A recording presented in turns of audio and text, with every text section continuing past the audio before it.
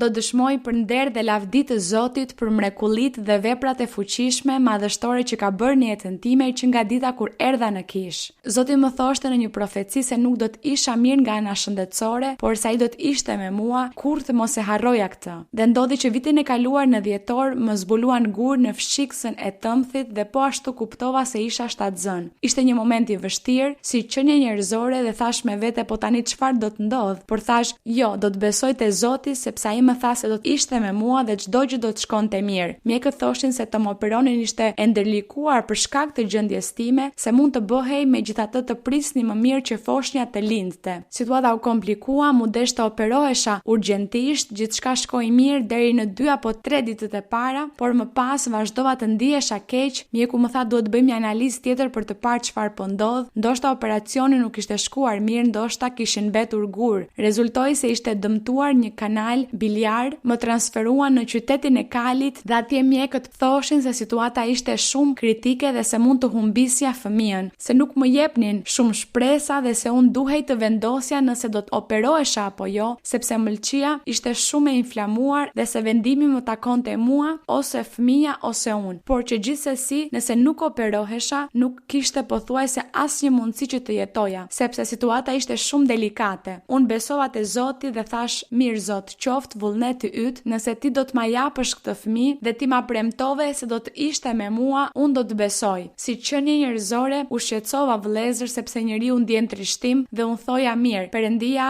tha se do të ishte me mua, unë do të besoj. Mjekët thoshin se kjo ishte e trisht dhe shpresonin që gjithçka të shkonte mirë, por që mundësit ishin shumë të pakta. Më operuan, fal Zotit, gjithçka shkoi mirë. Kur zgjova, gjëja e parë që pyeta ishte për fëmijën tim dhe më thanë se ishte mirë, që kurrë nuk ishin pritur që gjithçka të shkonte kaq mirë, sepse ishte diçka shumë e ndërlikuar, por ishte një mrekulli që foshnja ishte shpëtuar në një operacion kaq të vështirë. Pastaj pata muajt e rikuperimit dhe erdhi ora e lindjes, lindi fëmia im, më pas djali, kur ishte 6 ditësh u sëmur, ishte në terapi intensive dhe u bë edhe ai shumë i verdh, papritur, ju rritën shumë bilirubinat. Mjeku më thoshte se ishte shumë keq dhe se duhet i bënim një transferim gjaku nëse brenda 24 orësh nuk do t'i uleshin. Unë lutesha dhe i qaja Zotit dhe i thoja se tani ma kishte dhënë djalin të mos ma merrte. Më falni vëllezër, por të kujtoj ato momente ishte shumë e vështirë si nën, si qenie njerëzore, por gjithsesi unë besoja në atë që ai më kishte thënë dhe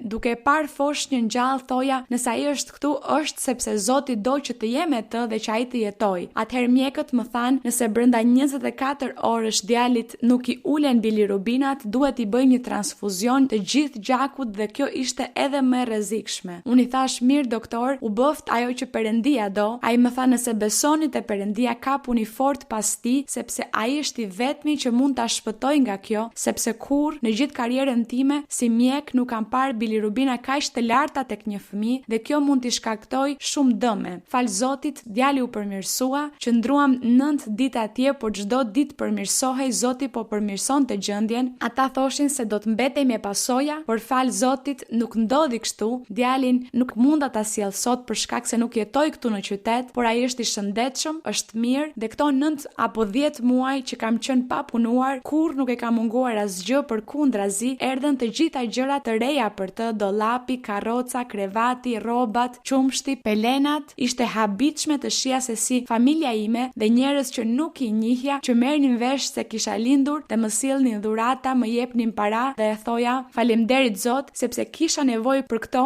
dhe nuk kisha se si t'i blija. Dhe aty e kuptova dhe kujtova fjalën e tij kur më tha se ai do të ishte gjithmonë me mua dhe se kurrë nuk do të na mungonte asgjë. Te dëshmoj për nder dhe lavdi të Zotit. Dëshmoj për të dhënë nderin e lavdin Atit tim qiellor. Unë njoha kishën e Zotit ministrore të Jezu Krishtit ndërkombëtare në Medixhin dhe kur erdha në kish isha diagnostikuar sterile. Pra nuk mund të kisha fëmijë. Ndër premtimet e para që Zoti më dha në profeci ishte se unë do mund të kisha pasardhës, pasi fjalën e fundit e kishte gjithnjë ai. Mbeta shtatzën dhe Zoti në profeci më thoshte se ishte ai që më kishte dhënë fëmijën, por që armiku ishte i tërbuar. Por nuk duhet të shqetësohesha, pasi ai ishte gjithnjë me mua. Kështu vajza ime lindi para kohe, pa mbushur ende 8 muaj. Kur ishte 6 muajsh, e diagnostikuan me paralizë cerebrale. Në studimi biblik që u zhvilluar në vitin 2017 në Medellin, Zoti më thoshte në profetësi se duhet të merrja pjesë në atë festë shpirtërore, pasi aty ai do ta çlironte vajzën time, do ta shëronte e gjithashtu do më shëronte edhe mua, pasi kisha një sëmundje të fshehtë. Zoti e kishte lënë të fshehtë këtë sëmundje pasi nuk donte që mjekësia të prekte trupin tim. Perëndia më tha gjithashtu se në përfundim të studimit biblik, gjatë lutjes finale të shërbëtores së tij të dashur, unë do kisha marrje mendsh. Do më merreshin shumë mend, por që nuk duhet të shqetësohesha pasi ai do të ishte me mua. Dhe ashtu ndodhi. Fjala e tij u përmbush. Në përfundim të studimit biblik, mua më merreshin mend, por të gjitha simptomat që unë kisha shfaqur më parë dhe që konsultohesha me mjekët u zhdukën për nderin dhe lavdinë e Zotit. 15 ditë pas studimit biblik të motrës Maria Luisa në Medellin, vajza ime nisi të ecë këmbadorazi. Mjekët më kishin thënë se për shkak të paralizës ajo nuk mund të ecte këmbadorazi, nuk mund të ecte, nuk mund të rinte ulur, por 15 ditë më vonë nisi të rinte ulur, të ecte këmbadorazi dhe pas një muaj nga studimi biblik, vajza ime nisi të ecë. Mjekët nuk arrinin të shpjegonin çfarë po ndodhte.